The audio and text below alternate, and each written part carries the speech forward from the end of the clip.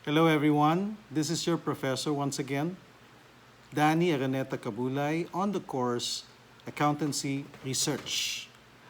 And for video lecture number 24, we will be talking about ethical considerations in research. Ethics in research. We are now in week number 5, video lecture number 24. So pag sinabi nating ethics, ito yung katangian ng isang professional na kailangan meron tayong integrity, tayo ay makatotohanan at hindi tayo nanloloko ng kapwa. At tayo ay professional sa ating kilos, pananalita at pag-iisip. Okay? All research must provide a statement or section stating ethical considerations have been observed during the entire undertaking for the following reasons. So, ibig mo sabihin, pag nag-conduct ka ng research, meron kang statement dyan, one-liner, sabi mo na, during the conduct of this research, the researchers made sure that all participants participated on their own free will and no one was coerced. Ibig sabihin, kung sumagot sila ng survey, kusang loob nilang ginawa yon at hindi sila tinakot o punersa. Yan, ethical statement yon. Okay? Para lang masabi natin na reliable ang ating resulta. Okay? Kasi pag walang ethical statement, baka kung ano-ano mga techniques ang ginamit mo na hindi acceptable, na hindi tama, para lang makakuha ka ng data. Okay? Baka ninakaw mo yung data. Okay? Kailangan hindi ganon. Okay? So, wala kang kinopyahan, so hindi ka nag-plagiarize, okay? Hindi ka nandaya, hindi ka baka maya dinoktor mo lang yung mga figures, okay? Dapat truthful ka, okay? Ethical norms, okay? Research promotes nothing but the truth. Hindi tayo nagre-research para mambola o para imanipula ang mga facts, no? Research equals telling the truth, okay? Thus, fabricating, falsifying, misrepresenting research data must be avoided at all times. So, hindi dapat natin dinodoktor yung mga figures. Kasi yung ibang researcher, bawa, kailangan nila ng 150 respondents. Naku, pinasagutan yung mga forms dun sa mga katulong nila. Imbis na dapat nag-i-interview sila ng mga teachers o nag-i-interview ng mga managers, pinasagutan lang doon sa katulong. Yung katulong lahat ang sumagot ng 150 questionnaires. So in short, walang katotohanan yung survey na yon. Yun ay dinoktor siya. Okay? So hindi tama yon. Okay? Researchers must be held accountable to their stakeholders, no? And the general public. Sino ba magbabasa ng research na yan? Pag mali-mali yung research mo at saka dinoktor mo, mananagot ka, pwede kang mademanda, pwede kang mawala ng credibility, pwede kang matanggal sa trabaho. Kaya delikado ha. So you really have to be careful when you are writing your research. Ethical standards promote the values that are essential to collaborative work, such as trust, accountability, mutual respect, and fairness. Researchers desire to receive credit for their work and do not want any violation of intellectual property rights towards them or any other researcher. Ethical norms help build support for research. People and organizations are more likely to fund a research undertaking if they can trust the quality and integrity of research. Kapag makatotohanan yung mga ginagawa niyong research, at kailangan nyo ng pondo, no? Maraming foundations out there na popondohan kayo. Tutulungan nila kayo. Kasi meron na kayong magandang reputation. Okay? Ethical norms promote many other important moral and social values. For example, laws, local ordinances, and government regulations related to data protection. So that means, kailangan alam din natin yung mga batas. Mamaya, yung ating research pala, may binaviolate tayong batas. No? So, yung information about our respondents, hindi natin dapat yan sinisiwalat sa publiko without their permission because of the Data Privacy Act. Okay? And then, conflicts of interest, contractual obligations, and confidentiality. Human subjects protection. Mamaya, yung topic mo very sensitive. Tapos yung mga sumagot sa survey mo napatay kasi binigay mo yung data sa kanila, sa ibang tao, no, sa third party. So delikado, no? Your research should always be, try to be confidential, okay? Human rights and animal rights, environment preservation, etc.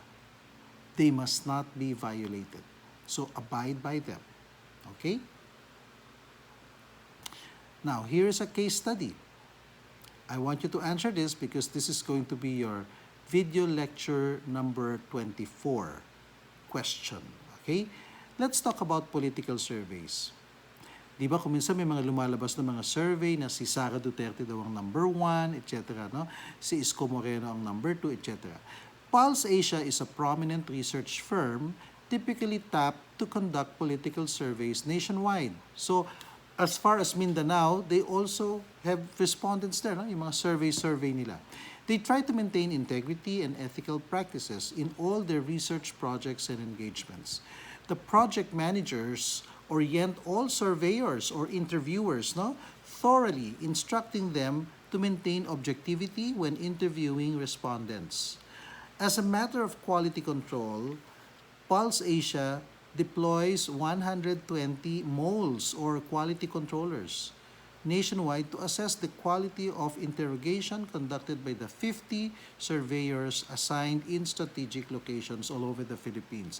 Ibig sabihin, ito mga moles na to, no, mga mata, pwedeng magpanggap sila na sila ay respondent, tapos i-interviewin sila. Pero nire-record nila lahat yung conversation para lang malaman kung tama ba ang tono at klase ng pagtatanong nitong ating mga interviewers or surveyors dun sa mga target respondents natin.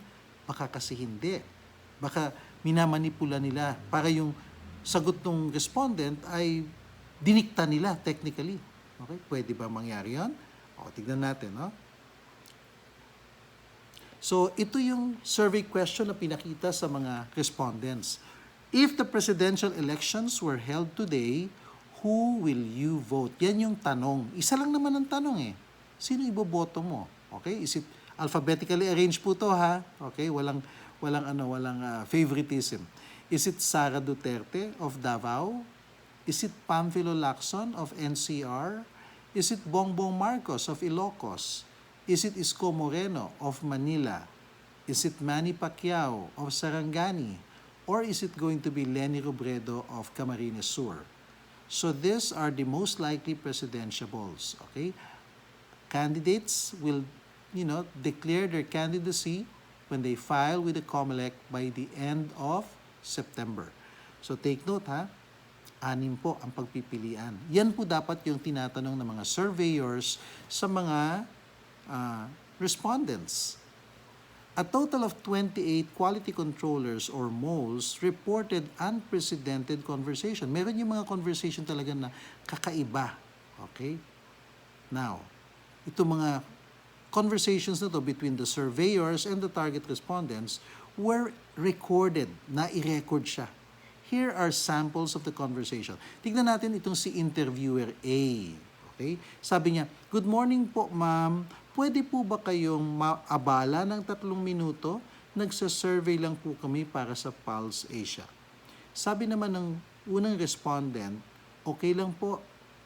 Sabi ng interviewer, "Kung ngayon po ang presidential elections, sino po ang inyong iboboto? Si Sara Duterte po ba?" Ala, binanggit ang pangalan ni Sara Duterte. Siya lang ang binanggit. Okay? Sabi ni respondent A, "Actually, hindi pa ako decided eh. Pero pwede na rin." Okay? Hindi naman niya categorically sinabi na si Sara ang gusto niya. Baka pwede na rin. Okay? Pero hindi pa ako naka-decide. Ang ginawa ng interviewer, sinulat ang pangalan ni Sara Duterte. Itong butante na to, Sara Duterte to. Yun ang kanyang naging conclusion. Okay? Here's another conversation. Let's call this interviewer B. Sabi niya, "Good morning po sir. Maaari po ba kayong maimbitahang sumagot sa aming maiksing survey? Taga-Pulse Asia po ako."